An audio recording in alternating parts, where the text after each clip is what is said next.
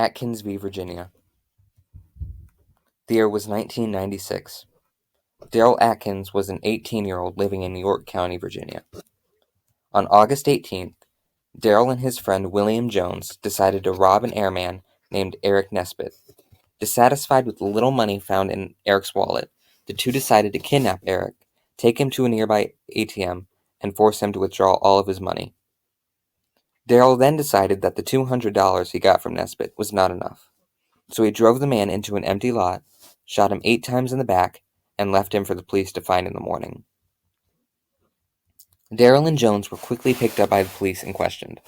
In exchange for a plea deal, Jones quickly confessed to the crimes, all of them except for the murder of Nesbitt, something Jones said only Atkins was involved in. This, coupled with the fact that Atkins reportedly confessed to his cellmate, made Atkins' time in prison inevitable. The only thing left for the courts to decide was for how long. At the trial, Atkins' defense brought in a psychologist, who argued that Atkins only had an IQ of 59 and was unaware of the consequences of his actions. The jury did not care, however, and sentenced Atkins to death, but, due to a clerical error, the case resulted in a mistrial, which gave Atkins' defense another chance. The second trial did not fare much better. The state brought in an opposing psychologist who argued that Atkins is smart enough to realize that the murder was wrong, so he should still be punished. The jury agreed, and Atkins was once again given the death penalty. But, in a last-ditch effort, Atkins' defense filed the case against the U.S. Supreme Court. Atkins' defense posed the question: is the death penalty against a mentally disabled person against the Eighth Amendment's no cruel or unusual punishments clause?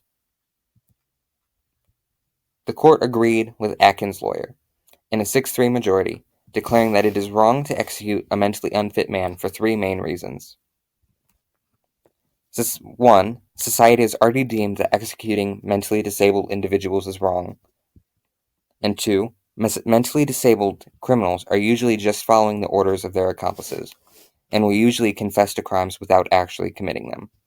And 3.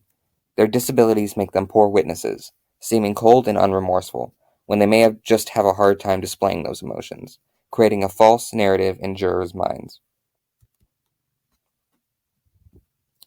With the death penalty now being illegal, the court still had to decide what Atkins' punishment was.